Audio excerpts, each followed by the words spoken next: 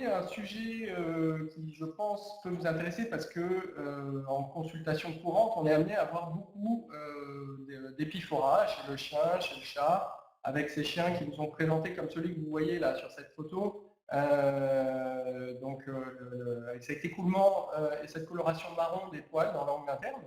Et on est souvent, même en tant que spécialiste, démunis face à ça parce que vous allez voir, on arrive à traiter beaucoup de cas, mais pas tous les cas, et donc on va pouvoir discuter de ceci.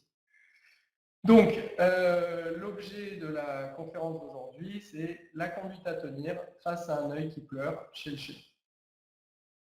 Alors, l'œil qui pleure, la définition, le mot scientifique, c'est l'épiphora, donc c'est cet écoulement qu'on a sur un œil ou sur les deux yeux, comme chez ce chien, avec très souvent cette coloration marron que vous constatez, due à l'oxydation des larmes.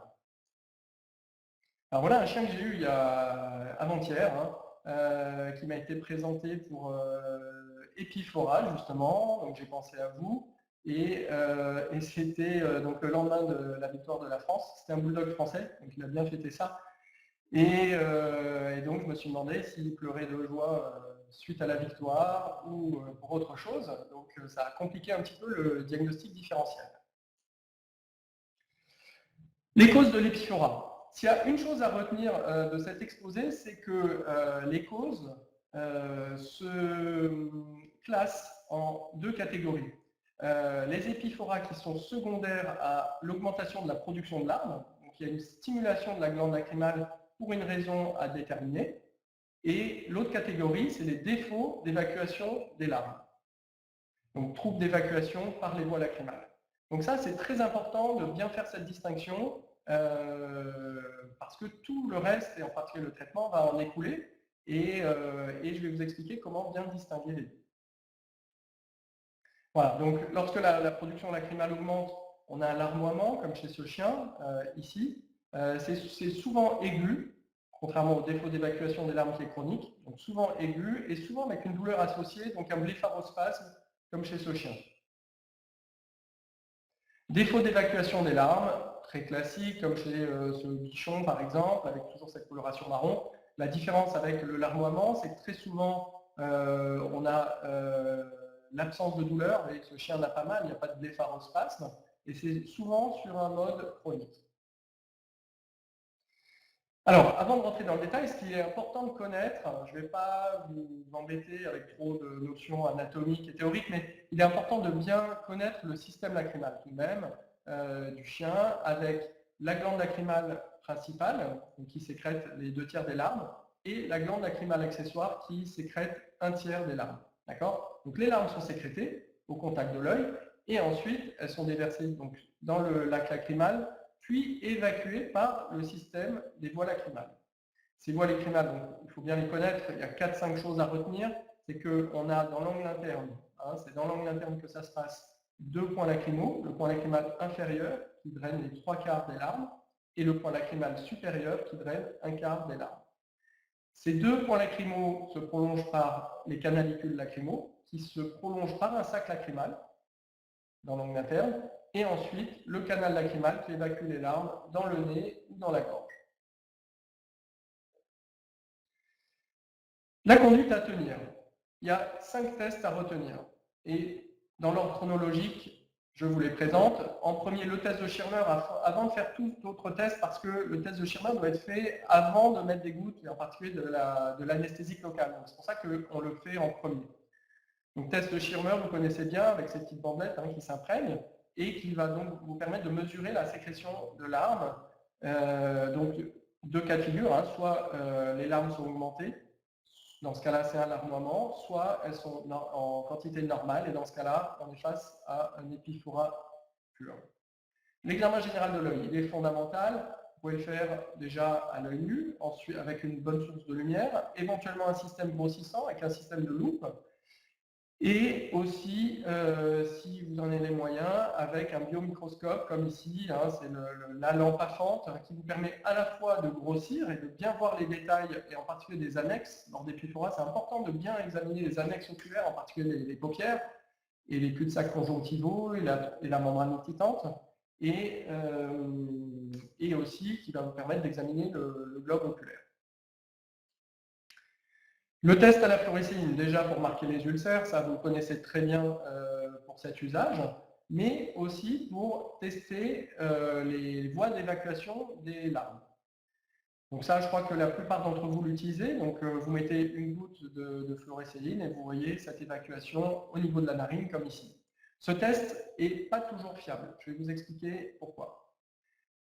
Plus fiable, le sondage lacrymal. Avec une sonde, vous allez sonder le point lacrymal et les canalicules et voir, tester les voies d'évacuation.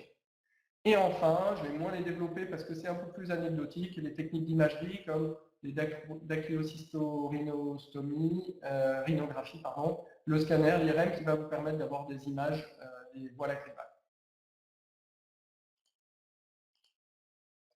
Alors, on commence donc par le test de Schirmer.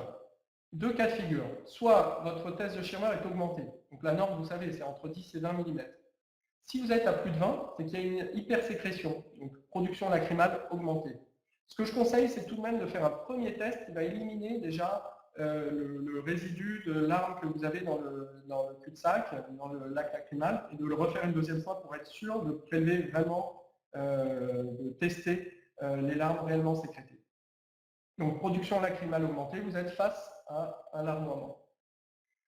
Deuxième cas de figure, votre test de Schirmer est normal dans les normes, donc entre 10 et 20 mm, ça veut dire qu'il n'y a pas d'hypersécrétion de larmes par la glande lacrymale, c'est donc que vous êtes face à un défaut d'évacuation des larmes.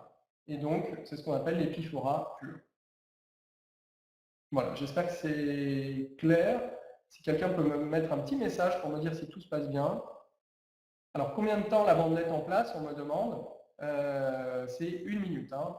Même quand vous testez le Schirmer, vous savez, on l'utilise beaucoup pour les KCS, hein, donc pour les hyposécrétions lacrymales, on mesure en 1 minute. D'accord? Et donc là, c'est la même chose. Hein. Quand je vous ai parlé de ces normes 10, 20, c'est sur 1 minute. L'examen général de l'œil, donc très important, comme je vous disais, vous pouvez le faire déjà à l'œil nu avec une bonne source de lumière, éventuellement des loupes, des lunettes loupes, et si vous en avez les moyens, une lampe à fente comme ici. C'est un examen vraiment important que vous faites juste après le test de Schirmer parce qu'il va vous permettre de détecter des anomalies, des problèmes au niveau des paupières, au niveau de la membrane excitante, au niveau du cul-de-sac conjonctival. Vous allez voir par exemple un corps étranger, vous allez voir une malformation des paupières, vous allez noter la présence de cils. Je vais vous montrer un petit peu des images de tout ça. Et tout ça, vous allez voir, donc c'est des causes très classiques hein, d'épiphorat. Et c'est avec ces lampes à fente, enfin cette lampe à fente ou avec votre système grossissant ou avec une bonne lumière que vous allez pouvoir trouver ces causes d'épiphorat. Et donc ne pas passer à côté. Comme je disais, examen sous la membrane excitante, hein, avec une goutte de cébésine, vous anesthésiez localement et vous allez éverser avec une pince la membrane excitante et constater, comme chez ce chien, des follicules, une conjonctivite folliculaire responsable de l'épiphorat chez ce chien. Le test à la fluorescéine. Donc, pour marquer les ulcères, vous le connaissez bien. Donc, moi, je vais vous le montrer lorsqu'il est utilisé pour tester les voies lacrymales.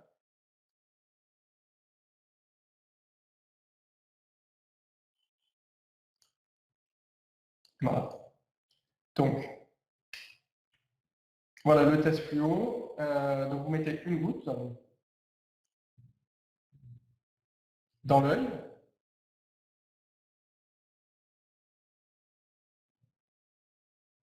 Petit souci. Yann, s'il était possible de me mettre les deux films, normalement il y avait deux films, le test fluo et le sondage lacrymal. Et là, j'ai un souci avec le test fluo. Ben, je vous le montrerai tout à l'heure. On va revenir à la présentation. Donc il y aura deux films en fait qu'il faudra que je vous montre. Le test fluo qui permet de montrer l'évacuation, enfin le sondage, l'évacuation des larmes par les canaux et le sondage lacrymal. Le sondage des voies lacrymales, donc, après votre test fluorescéine, avec ces sondes, hein, il y a deux types de sondes lacrymales, soit les sondes courbes, soit droites. C'est bien d'avoir les deux. La sonde droite qui vous permet plutôt de sonder le canalicule supérieur, le point lacrymal supérieur, et la sonde courbe plutôt pour le point lacrymal inférieur. Voilà.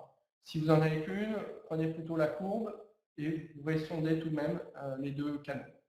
Donc moi, je le fais sans anesthésie générale la plupart du temps, sauf quand vraiment l'animal bouge beaucoup, sous anesthésie locale, mais des fois, si vous avez un animal qui bouge beaucoup, vous l'anesthésiez et vous sondez, donc en introduisant la sonde dans le canalicule, comme ici.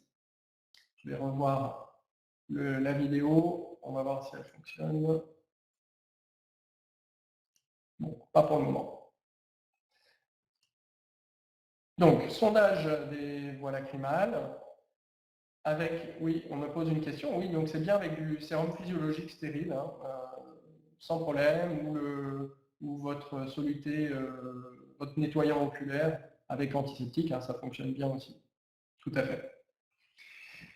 Le cathétérisme, que je vous montrerai tout à l'heure en vidéo. Voici le dernier examen, donc imagerie, les examens d'imagerie que l'on pratique beaucoup moins, de façon moins fréquente. Hein. C'est vraiment lorsque on n'a aucun diagnostic avec tous les tests que je vous ai montrés. La radiographie avec produit de contraste, comme ici, qui va vous permettre de marquer les voies lacrymales et de noter des anomalies dues à la mauvaise conformation du canal lacrymal ou avec une tumeur que vous allez pouvoir voir sur le trajet des voies lacrymales. Et donc, vous allez pouvoir localiser le trouble hein, qui est présent au niveau des voies lacrymales et aussi l'endroit où le liquide s'arrête. Et IRM scanner pour voir les détails hein, et voir là aussi pour d'éventuelles tumeurs hein, principalement qui sont dans la région des voies lacrymales. Bon, c'est beaucoup plus rare, hein, c'est 1 cas sur 100. Hein. Le produit pour la radio, c'est du iopamiron. En conclusion de ces examens que je vous ai présentés, la question que vous devez vous poser et à laquelle vous devez répondre, c'est est-on face à un larmoiement, donc à un larmoiement dû à une stimulation de la sécrétion de larmes? Est-ce qu'on est face à une augmentation des larmes due à une irritation de l'œil ou à un défaut d'évacuation des larmes par les voies lacrymales? Voilà. Normalement, avec les examens que je vous ai montrés, vous pourrez répondre et ensuite poursuivre votre conduite diagnostique. Voici donc un exemple avec un chien qui vous est présenté à la consultation. Vous voyez qu'il y a un seul œil touché, l'œil gauche est bien, et vous avez donc cet écoulement de larmes sur la face, hein, donc très classique, et vous voyez que le chien ferme l'œil. Donc déjà, même sans examiner, vous voyez qu'il y a une douleur et qu'on est plutôt face à une hypersécrétion lacrymale, pas à un défaut d'évacuation.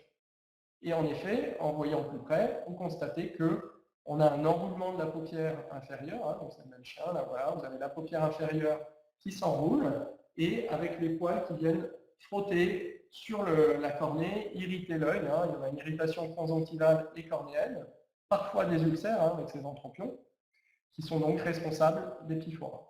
Donc ça, vous voyez, c'est en écartant les paupières que vous voyez hein, cet enroulement, c'est souvent la paupière inférieure, mais ça peut être aussi la paupière supérieure ou les deux, qui sont responsables de l'épiphora. Donc ça, c'est un cas assez classique que vous voyez, je pense, très souvent en consultation.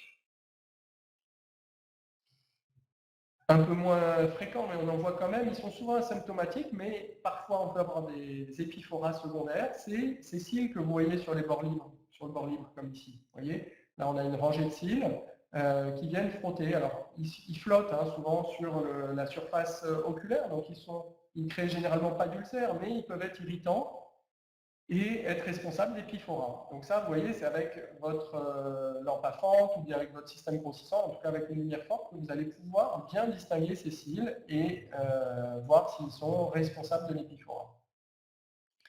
Voici un cas où vous voyez qu'on a une opacification de la cornée, donc là c'est beaucoup plus irritant pour l'œil.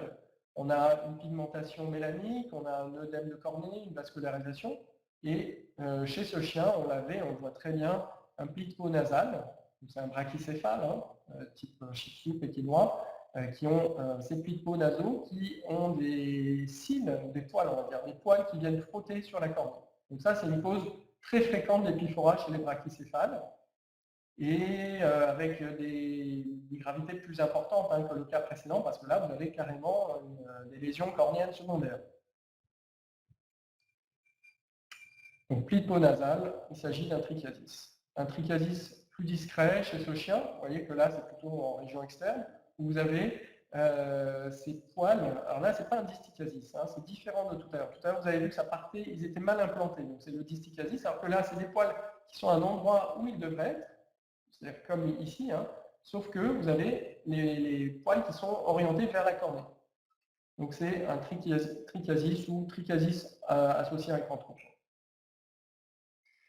Un grand classique, ça, il faut vraiment l'avoir vu et le connaître et l'avoir en tête. C'est typique du très jeune chien que vous voyez en consultation, souvent moins de 1 an ou 1 an, 2 ans, avec un ulcère de cornée. Donc vous faites votre test fluo, vous voyez cet ulcère qui prend la fluo, d'accord, de façon circulaire, très souvent, comme ici, souvent en région supérieure. Et pourquoi en région supérieure? C'est que chez ces très jeunes chiens, vous allez découvrir sous la paupière supérieure, en regard de l'ulcère, un cil ectopique. Voilà, toujours l'avoir en tête chez un jeune chien qui vient avec une douleur, avec un épiphora. Vous faites votre test fluo, très souvent c'est positif. Et là, vous allez découvrir, voilà, vous inversez comme ça la paupière supérieure et vous voyez ici ce cil ectopique. Il est souvent donc sous la paupière supérieure et en région médiale, comme ici. D'accord? Voilà, retenez cela. Et voilà, en grossissant, ce cil, hein, qui est en pleine conjonctive et qui est perpendiculaire à la cornée, donc très très irritant. C'est des cils qui sont très drus, très irritants, qui font très mal. Et donc le chien pleure beaucoup, il a un ulcère de cornée. Donc vous voyez la différence avec le distichiasis ou le trichiasis que je vous ai montré tout à l'heure, qui partait du bord libre et qui souvent flottent à la surface de la cornée, donc ils sont beaucoup moins irritants. Ils ne provoquent qu'un épiphora, alors que là, chez ce chien, on a une lésion cornéenne grave qui peut s'aggraver avec une douleur beaucoup plus forte. Donc bien distinguer distichiasis, trichiasis et sylectopique. Voici un autre chien avec un épiphora marqué, c'est un cas très fréquent, très classique chez le chocho, une douleur assez forte, un épiphora marqué, d'accord? Et là, en vous rapprochant, vous voyez qu'on a un enroulement de la paupière inférieure ici, important, qui fait qu'on a une irritation cornéenne constante qui provoque cet épiphora. Éversion de la membrane nictitante, je vous l'ai montré tout à l'heure, hein, avec ces follicules qui sont responsables, là encore chez les jeunes chiens, hein, c'est souvent des chiens de 1, 2 ou 3 ans qui ont ces conjonctivites folliculaires responsables d'épiphora chroniques. Vous voyez hein, cet aspect très irrégulier de la surface conjonctivale côté face interne de la membrane nictitante. Donc ça, c'est un grand classique. Donc dès que vous avez, bon, j'allais dire un jeune chien, parce que c'est souvent des jeunes chiens, mais tout chien qui a un écoulement chronique, un épiphora chronique, vous mettez une goutte de cébésine, donc l'anesthésique locale, et vous éversez cette membrane nictitante. Et vous allez pouvoir constater très souvent ces follicules. Ici, toujours en éversant la membrane nictitante, qu'est-ce que vous voyez? Donc là, c'était un chien qui avait mal, qui avait un épiphora. Vous constatez la présence de ce corps étranger. Traitement de la conjonctivite folliculaire chronique, on me pose la question. Merci, je vois que vous suivez. Et j'ai volontairement pas développé cela tout de suite parce que ça sera développé, tous les traitements, les conduites à tenir au niveau thérapeutique seront développés par la suite, hein, donc dans 10 minutes à peu près. Donc les corps étrangers, vous éversez la membrane nictitante et souvent vous allez pouvoir voir des corps étrangers type épillés. Vous voyez, ils peuvent être très discrets comme ici, hein, mais souvent logés très loin derrière. Donc il ne faut pas hésiter à bien tirer votre membrane nictitante. Hein. Des fois on ne la tire pas assez, on ne fait qu'à moitié. Il faut bien éverser cette membrane nictitante pour pouvoir voir ces éventuels corps étrangers qui sont plantés dans le cul-de-sac conjonctival inférieur ou bien derrière la membrane nictitante. Voici un autre cas, beaucoup plus facile à voir. Vous voyez, éversion de la membrane nictitante ici, avec un épillé beaucoup plus visible. Bon, bien sûr, c'était un chien qui avait mal et qui pleurait. Si je vous ai fait une liste, voilà, bon, on vous l'enverra, mais des causes à retenir lorsque la production lacrymale est augmentée. Lorsque vous avez donc un épiphora dû à une stimulation des larves, retenir comme cause la conjonctivite, on l'a vu, l'irritation, donc conjonctivite simple ou folliculaire, l'irritation conjonctivale par des produits chimiques par exemple, des plis nasaux, ça je vous l'ai montré avec le frottement sur la cornée, les cils ectopiques, souvent chez les jeunes chiens, très drus, très douloureux. Trichiasis, distichiasis, ça on en voit beaucoup en consultation, parfois asymptomatique, attention. L'entropion, enroulement de la paupière, on l'a vu aussi. L'ulcère de cornée, hein, une cause bien classique d'épiphora. Et enfin, les corps étrangers. Alors, on me demande cébésine mieux que tétracaïne. La tétracaïne, on l'utilise de moins en moins. Elle est un peu plus forte. On a une action anesthésique plus forte que la cébésine.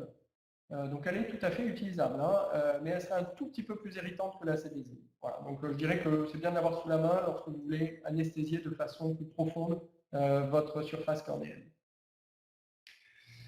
Ensuite, deuxième type de cas, les cas liés à un défaut d'évacuation des larmes. Donc là, on a vu tout ce qui était lié à une hypersécrétion. Maintenant, les défauts d'évacuation des larmes. Donc je rappelle, test de Schirmer normal, en général pas de douleur, et plutôt secondaire à des anomalies des voies lacrymales.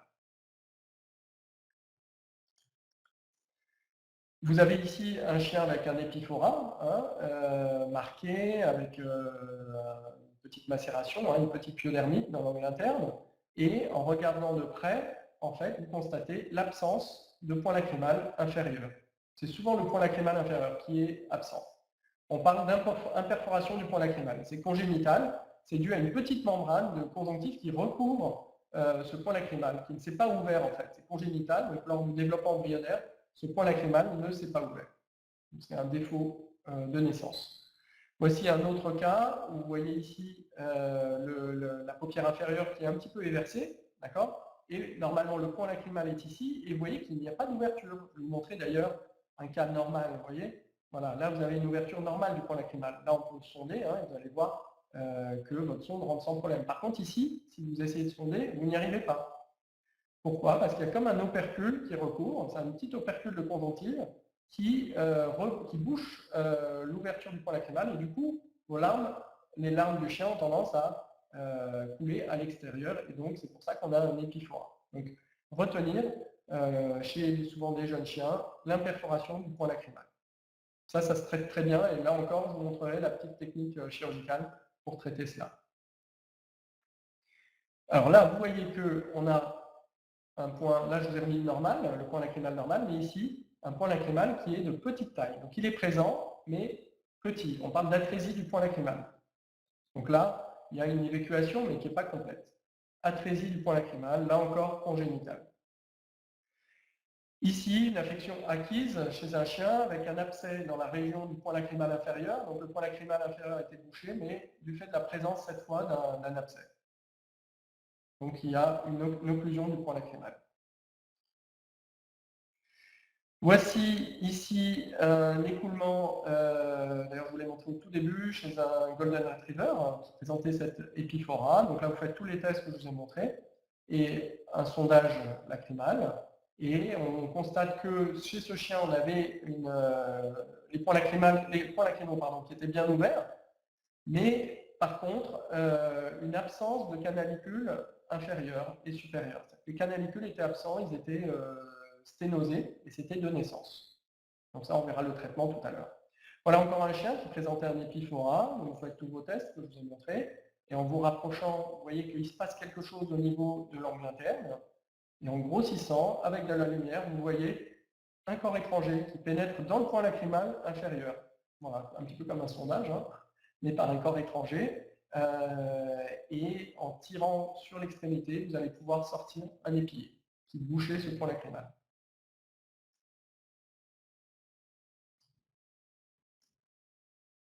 Voilà, un autre cas, après extraction du corps étranger, épillé présent dans les cul-de-sac, dans les canalicules et dans le sac lacrymal.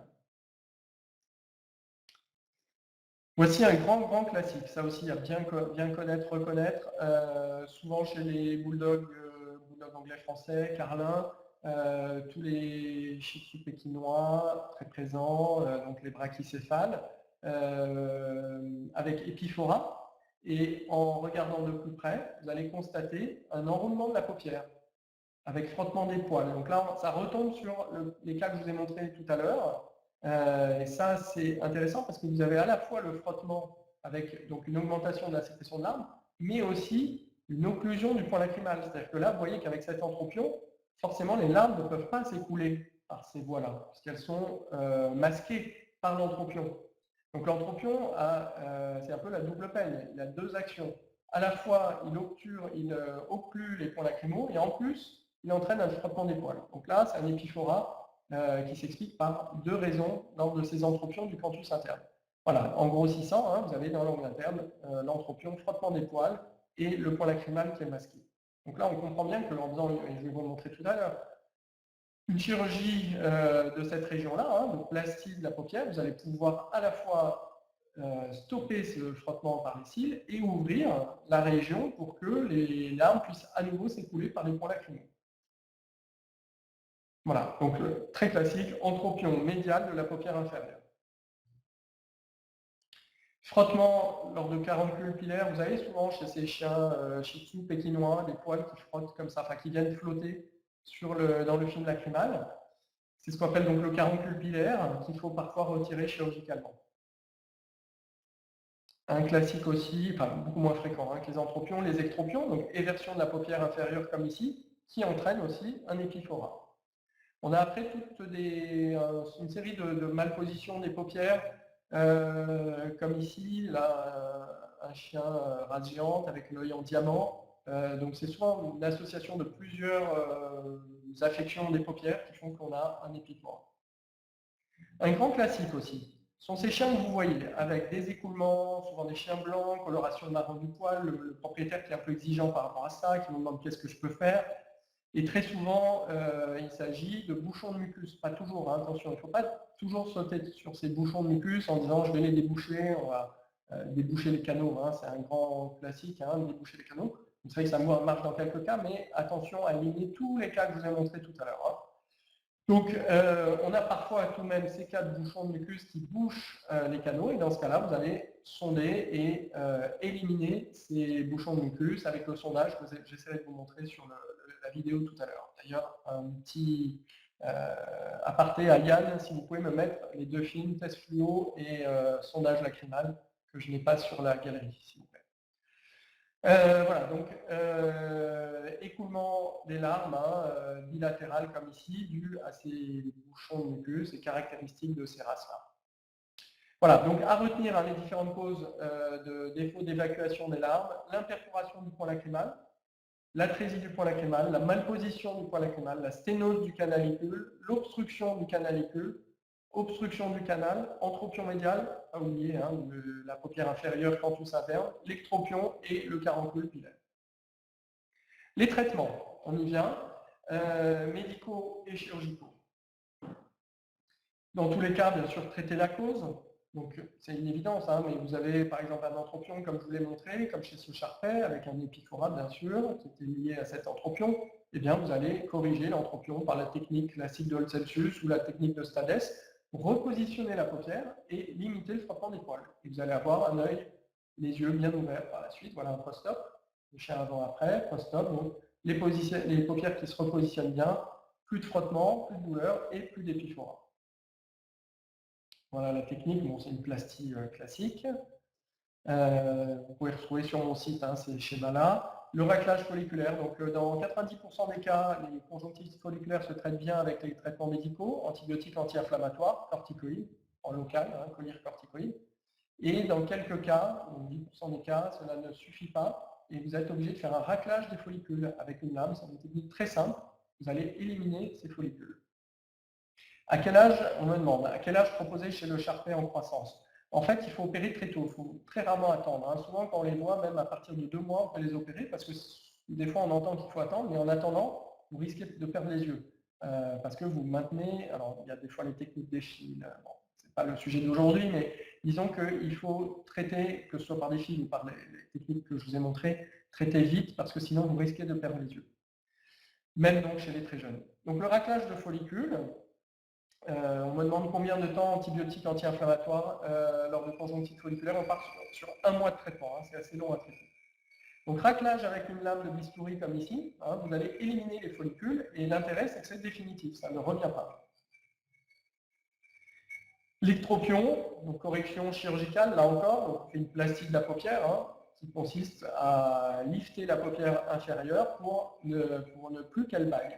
Qu'elle se retrouve bien positionnée, on n'a plus le bâillement qu'on avait avant. Exérèse du cil ectopique, donc ça marche très bien. Alors il vaut mieux des lunettes loupe ou un microscope pour bien voir. Donc vous vous souvenez que c'est souvent en région médiale de la paupière supérieure. Vous allez placer votre pince à chalation qui va faire hémostase et qui va permettre de déverser la paupière. Et sous microscope, avec des lunettes, vous allez éliminer ce cil ectopique en faisant des incisions en triangle ou elliptique.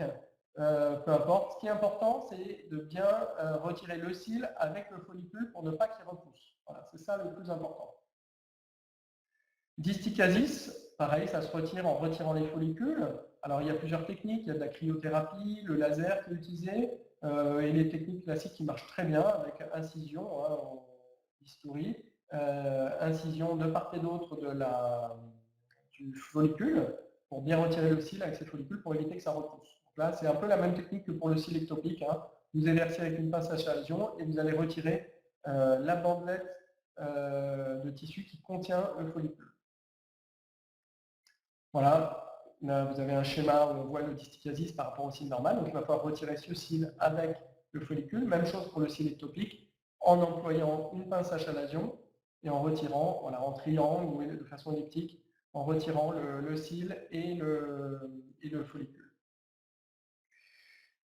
Important, vous avez tous ces cas que vous voyez, souvent les chiens blancs ou clairs avec ces écoulements de larmes. Souvent les gens vous disent qu'est-ce qu'on fait en premier abord. Hein. Le premier traitement à faire, qui est commun un peu à tous ces cas que je vous ai montrés, c'est un nettoyage quotidien avec une solution antiseptique. Donc type Ocryl ou d'autres, hein, il y a celle de Virbac, je ne vais pas tous vous les citer, mais il y en a 2-3 sur le marché, elles sont toutes bien. Elles contiennent des antiseptiques, donc ça c'est assez utile d'avoir un antiseptique en plus du liquide du NaCl qui est présent dans ces solutions. Donc vous nettoyez de façon quotidienne, d'accord, ça va permettre déjà d'éliminer les choses, et il faut bien assécher avec une compresse cette zone-là, pour éviter que ça macère à nouveau et éviter cette coloration marron due à l'oxydation des larves. Dans les cas un petit peu plus graves, lorsque ça ne passe pas avec les soins que je vous ai montrés, il y a des antibiotiques qui sont intéressants pour traiter ces colorations marron, ces épiphoras avec coloration marron du poil par oxydation, et des antibiotiques qui passent bien dans les larves. Ce sont l'adoxycycline, l'oxytétracycline et le métronidazole. Et vous les prescrivez pendant 2 à 3 semaines. Ça va permettre de limiter les surinfections bactériennes et d'atténuer la coloration du pelage. À une époque, là, jusqu'à il y a 1 an ou 2, on avait ce produit Cleanize qui était en vente, pas mal qui était en vente sur Internet, où on avait, comme sur cette photo, hein, des résultats assez spectaculaires. C'était censé être des compléments alimentaires et en fait, l'FDA s'est rendu compte que c'était un antibiotique. Donc on avait des super résultats, mais avec un antibiotique qui était caché, donc il a été retiré du marché. Mais ça nous a permis de voir que les antibiotiques nous permettaient d'obtenir de très bons résultats sur ces épiphoras. Voilà, un effet du Cleanize, là vous avez le même cas avant, après. Vous voyez, c'était assez spectaculaire, et pour un complément alimentaire, on se disait que ça marchait vraiment bien, mais c'est parce qu'il y avait un antibiotique dedans. Et du coup, voilà, avec les traitements antibiotiques, vous avez de bons résultats, comme chez Sciolior, épiphora bilatéral avant traitement, et voilà, après quelques semaines de traitement antibiotique d'oxycycline, ce que l'on obtient.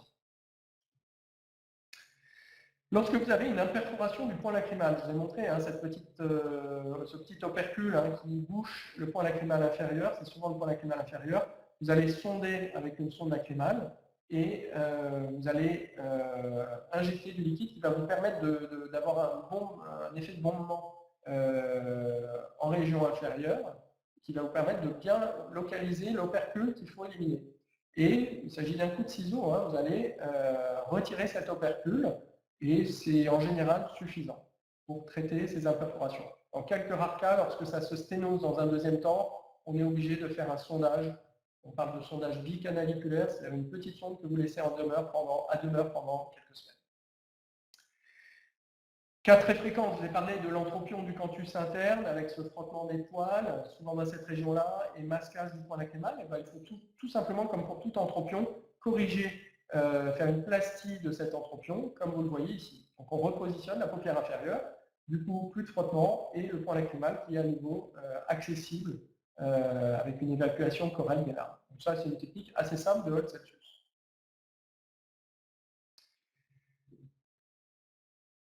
Correction de l'entropion du canthus interne, toujours voilà, en schéma, avec cette incision triangulaire en fer de lance.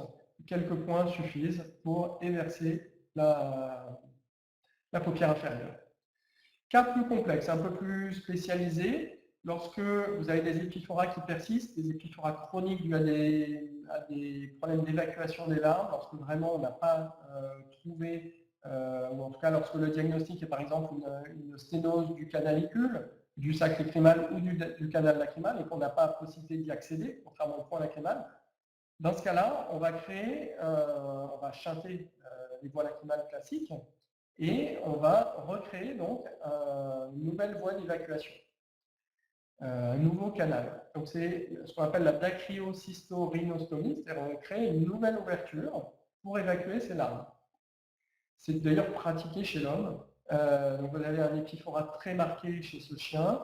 Donc la technique consiste à forer dans l'os lacrymal. En fait, ça se passe dans la fosse lacrymale de l'os lacrymal, donc dans l'angle interne.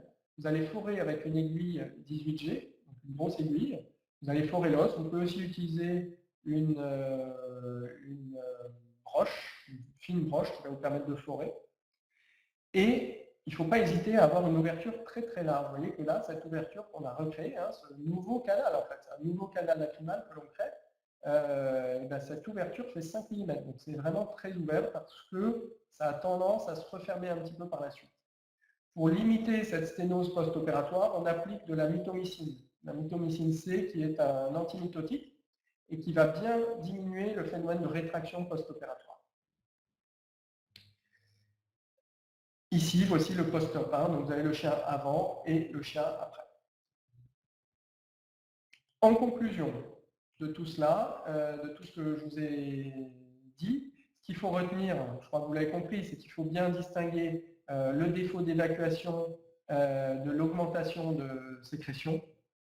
Ça, c'est vraiment la base du diagnostic dès que vous avez un chien qui arrive, et je vous ai montré comment. Et enfin, déterminer la cause ou les causes, car des fois, comme vous l'avez vu, on peut avoir plusieurs causes qui se surajoutent. On peut avoir un entropion avec un distichasis, par exemple, donc il faudra traiter les deux. On peut avoir une conjonctivite folliculaire avec un distichasis. Voilà, donc ne pas oublier que parfois, là je vous ai montré à chaque fois une cause, mais des fois elles peuvent être associées. Et enfin, par rapport au traitement, retenir qu'ils sont très souvent satisfaisants. C'est sûr que quand vous retirez un corps étranger, quand vous corrigez l'entropion, quand vous retirez un cil ectopique, quand vous faites un raclage folliculaire, le chien, en quelques jours, retrouve un état normal. Son épiphora disparaît. Donc c'est très souvent satisfaisant et simple, comme je vous l'ai montré, dans la grande majorité des cas.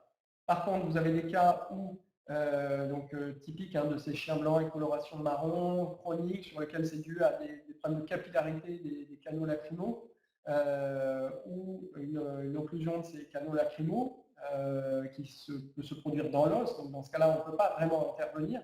Donc dans ce cas-là, il reste les dacryocystorhinostomies que je vous ai montré, qui sont des techniques lourdes et qui ne marchent pas toujours. Donc à proposer, mais à prendre avec des pincettes parce que c'est des techniques lourdes pour finalement juste un épiphora, c'est-à-dire un écoulement de larmes. C'est vrai que les gens ont souvent très peur, ils ont l'impression que le chien va perdre l'œil, qu'il va perdre la vision. Bon, il faut leur apprendre aussi à relativiser l'écoulement. Eux, ils voient que ça, mais il ne faut pas perdre de vue que c'est finalement juste une petite gêne, ça peut macérer un petit peu, mais c'est quand même beaucoup esthétique finalement.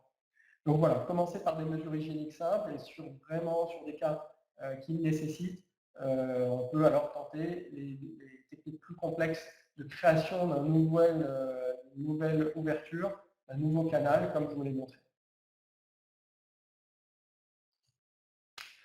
Voilà, on va faire un petit quiz, je vous l'avais promis, avec un ouvrage à gagner qui est le nouvel atlas qui vient de paraître, et après je répondrai à vos questions.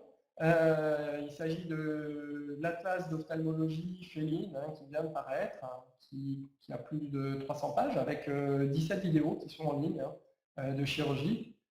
Donc je vais vous mettre une image, et ce qu'on va faire, c'est que c'est le premier qui répondra. Je vais être vigilant sur le chat, je vais regarder. Donc le premier qui mettra le diagnostic, c'est un cas très particulier que je ne vous ai pas montré. C'est limite piège, je préfère vous le dire, mais je vous aiderai si vous ne trouvez pas. Et donc c'est un épiphora bilatéral chez un chien, et je vais vous mettre la photo et celui qui répondra le premier, on lui offrira cet ouvrage. Vous êtes prêts? On y va.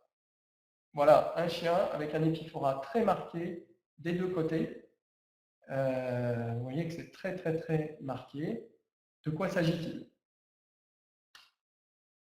Non, ce n'est pas un glaucome. La mesure de la tension de l'œil est normale.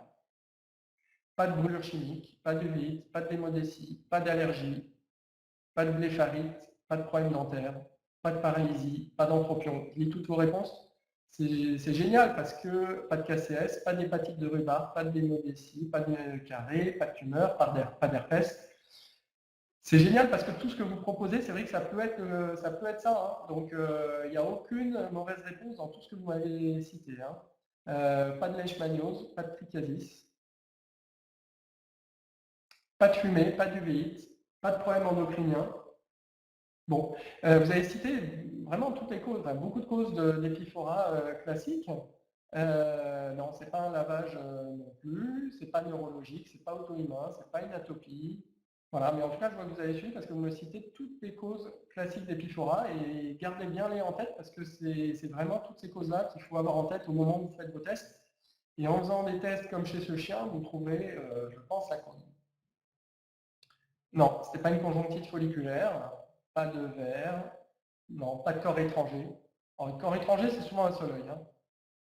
Hein. Luxation du cristallin, non, c'est vrai que l'image peut laisser penser à ça, mais en général, on n'a pas d'épiphora aussi marqué quand même. Bon, alors je vous aide. Il s'agit d'une conséquence d'une intervention chirurgicale. Donc ce n'est pas une chenille processionnaire, ce n'est pas un entropion médial, ce n'est pas une paralysie du nerf facial, non, ce n'est pas une KCS, non, ce n'est pas un détartrage, pas de sténose du canal suite à une chirurgie. Ah, Jeanne W, canal de sténon, bravo. Donc c'est Céline P, bravo, qui a trouvé. En fait, il s'agissait d'un chien qui avait une KCS, donc l'inverse hein, de tout ce que je vous ai montré aujourd'hui, un manque de larmes, et qui a été traité par un sténon bilatéral. Donc, vous savez, on transpose le canal de sténon, qui est un canal salivaire, hein, qui est disséqué dans la bouche du chien, et qu'on va placer dans les cul-de-sac conjonctival inférieur, dans le but d'avoir une sécrétion de salive au contact de l'œil et pour donc stopper la sécheresse lacrymale. Donc chez ce chien, la chirurgie a très bien marché, mais même trop. C'est-à-dire que ce chien a un épiphora secondaire, c'est-à-dire qu'il a trop de larmes. Alors pas vraiment des larmes, c'est de la salive, mais en tout cas, il a un épiphora qui était marqué et qui finalement était moins gênant que la KCS, parce que au moins les yeux sont préservés et il n'y a plus de traitement de KCS à avoir. Voilà, Béraud dit, je l'ai dit avant, donc on demandera la vidéo, hein, c'est comme la Coupe du Monde, on demandera la vidéo pour voir si c'est bien, pour voir si c'est Béraud ou une autre personne, ou Jeanne, qui a trouvé la réponse. Voilà. En tout cas, je vous remercie. Il est 45 pile, donc j'ai mes films qui ne fonctionnent pas. Bon, je vous les explique, ils seront disponibles après en replay si vous voulez les voir. Il y avait deux films, bon, assez simples. Hein, c'est le test fluo que vous faites tous, hein, qui permet de voir que après quelques secondes, quelques minutes parfois, vous avez un écoulement lorsque les canaux fonctionnent de la fluorescéine au niveau du nez du chien. Je pense que vous connaissez bien.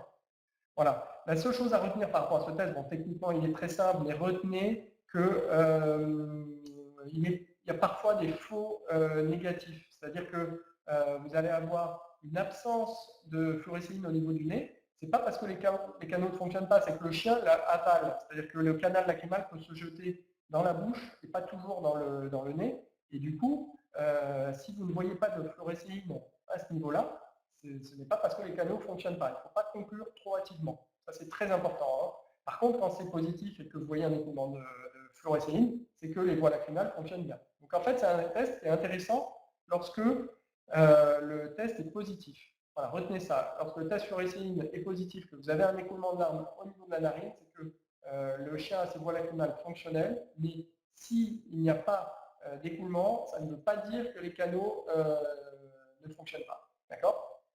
Pour en avoir le cœur net, vous faites le sondage du canal avec des canaux lacrymaux, avec les sondes que je vous ai montrées.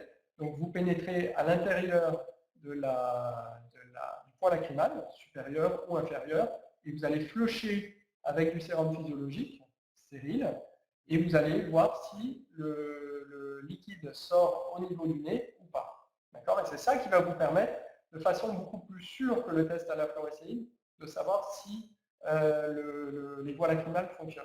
Donc, à choisir, voilà, retenez que la fluorescéine, c'est bien en première intention, mais que très vite, vous allez avoir besoin finalement de confirmer cela ou d'aller plus loin dans le diagnostic avec un sondage lacrymal. Donc, toujours avoir des sondes avec vous et ne pas se fier uniquement au test fluorescéine. Voilà. C'est ça que les films montraient. Et après, si vous voulez le détail technique du film, ben ça, vous l'aurez dans 1 heure ou 2 en replay. Voilà, alors, 2-3 minutes pour les questions. Doit-on regarder dans la bouche lors du test fluo? Très bonne question. Donc, vous voyez que lorsque vous allez faire le test fluo, des fois le chien déglutit, et vous allez ouvrir la gueule, et c'est vrai qu'avec une lumière, hein, et en abaissant la langue, vous pouvez voir la fluorescéine au fond de la gorge. Tout à fait.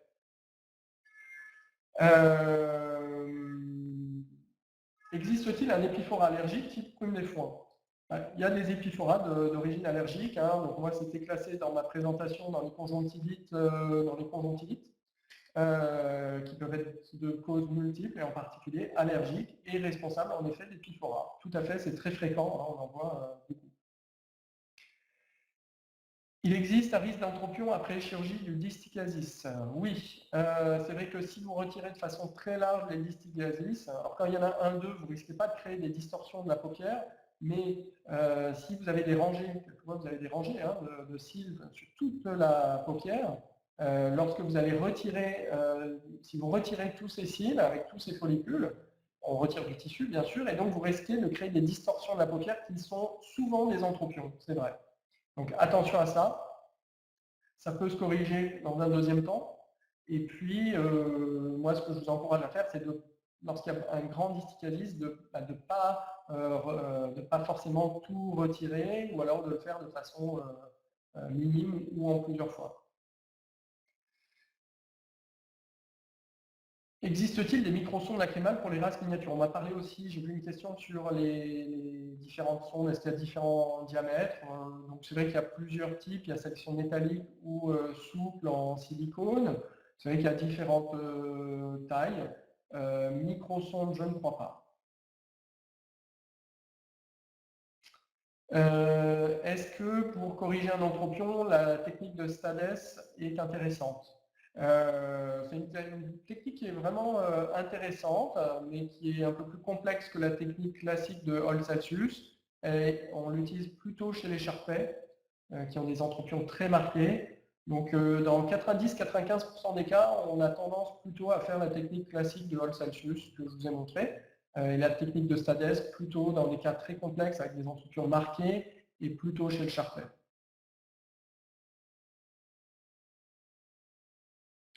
Voilà, encore quelques questions.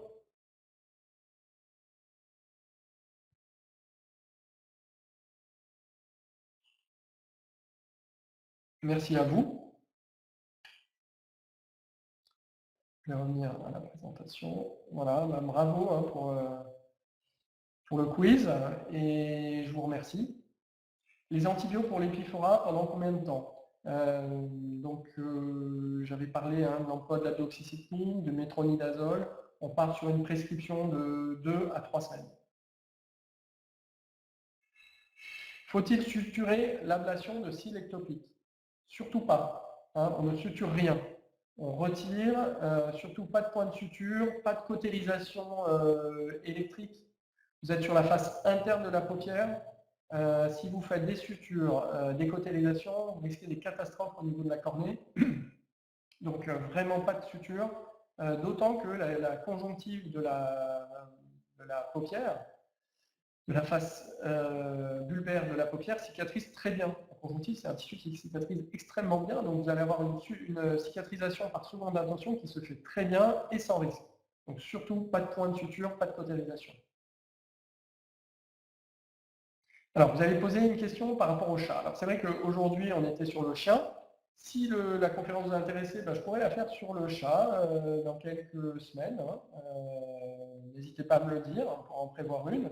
Il y a beaucoup, en 2 mots, hein, il y a beaucoup de points communs avec le chien. Les différences, c'est l'herpès qui crée beaucoup d'épiphoras, soit lorsqu'on a un herpès aigu lors de conjonctivite ou de kératoconjonctivite aiguë herpétique, ou les séquelles d'herpès avec, et ça c'est hyper fréquent, vous savez que l'herpès attaque la conjonctive et crée des lésions souvent irréversibles avec des adhérences, et on peut avoir des adhérences au niveau des points lacrymaux. Donc du coup, c'est ce qu'on appelle un symblepharon, c'est des adhérences de la conjonctive qui obturent le point lacrymal. Et c'est pour ça qu'on se retrouve avec des chats avec des épiphoras chroniques.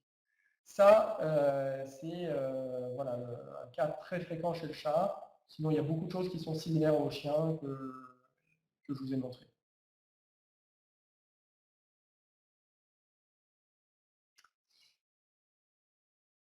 Alors oui, vous pourrez revoir hein, en replay tout cela, on me demande. Le lapin, bon, il y a encore beaucoup de similitudes, hein, on pourra faire l'exposé sur le lapin aussi.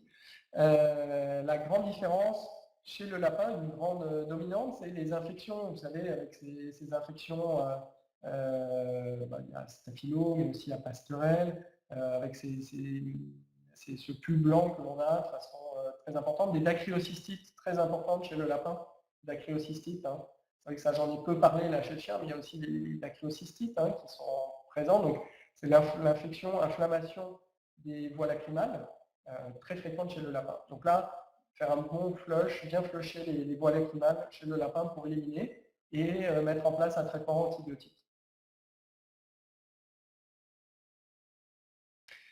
Alors, on me dit, ça aurait été parfait, merci, avec un petit peu plus de texte sur les diapos. Alors en fait, c'est volontaire, hein. Je sais qu'on peut être avide de texte parfois, mais moi j'aime bien lors de live montrer plutôt des vidéos, même si elles sont pas fonctionnées aujourd'hui, mais ce n'était pas les plus importantes, et beaucoup d'images, parce que c'est ça que vous voyez en consultation tous les jours. Les textes, vous pouvez les avoir dans les livres ou dans des polycopiés, donc voilà, je privilégie plutôt l'image, mais bon, je tiens compte de votre remarque et peut-être qu'en parallèle de mes présentations, je pourrais vous fournir des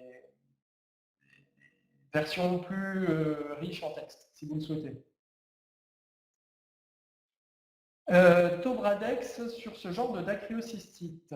Oui, alors le Tobradex, c'est un très bon produit parce que ça contient de l'aldexaméthasone, donc un corticoïde, et de la tobramycine, qui est un antibiotique très actif, très puissant sur les germes négatifs, en particulier les pseudomonas. Donc lorsque vous avez des ulcères ou des infections à pseudomonas, pensez à la tobramycine. Bon, par contre, sans dexaméthasone, hein, quand il y a un ulcère, attention. Mais si c'est une infection sans ulcère, oui, le Tobradex est une excellente association en collyre antibiotique anti-inflammatoire. Quel antibiotique en local en post-op d'entropion? C'est un antibiotique classique, hein, comme ce que vous utilisez classiquement, les associations framicétine, polymyxine B, donc type tévémycine ou gentamicine ou tobramycine. Pas de particularité par rapport au fait que ça soit un entropion. La dose de la doxycycline, c'est la dose classique hein, que vous donnez. Donc c'est dose classique 10 mg par kilo en une fois. Bah, merci à vous, merci pour vos remerciements, ça fait toujours plaisir. Pour que vous sachiez, bon, on a eu un gros couac hier et voilà, on en est désolé, mais maintenant je crois qu'on est vraiment bien rodé et il s'agit d'une série de conférences en ophtalmo que l'on donnera tout au long de l'année, donc vous aurez le programme prochainement et aussi dans d'autres domaines que l'ophtalmologie. Alors, pas avec moi bien sûr, hein, moi je m'occuperai spécifiquement de l'ophtalmologie, mais d'autres spécialistes dans d'autres domaines. Je vous remercie. Je vais vous quitter et si vous avez des questions, je reste encore 2-3 minutes. Merci, à bientôt. Ouais, décalage horaire, ouais. Décalage de 24 heures. Bravo à Jeanne, hein. Jeanne qui nous remercie, qui me remercie. Merci à vous, hein, bravo. Fallait trouver quand même.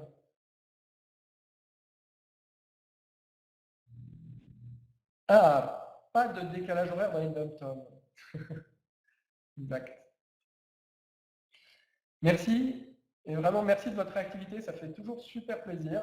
Et, voilà, d'avoir des gens passionnés en face. Pour moi, c'est génial. Et vous voyez, j'aurais bien continué un peu plus à discuter avec vous, mais on va bientôt se quitter et on remettra ça une autre fois, peut-être avec le chat. On a des projets là pour les mois à venir de conférences sur les ulcères, sur la cataracte, où je ne focaliserai pas que sur la chirurgie de la cataracte, parce que le but, c'est pas de vous montrer ce que je fais, mais ce que vous pouvez faire au quotidien. L'ophtalmologie des NAC. Voilà, si là, vous pouvez me dire en 2-3 mots sur des sujets de conférence, tiens, sur ceux que je vous ai cités, ou d'autres, hein, n'hésitez pas, parce que je suis preneur de vos souhaits pour les mois à venir, hein, sur les choix de conférences.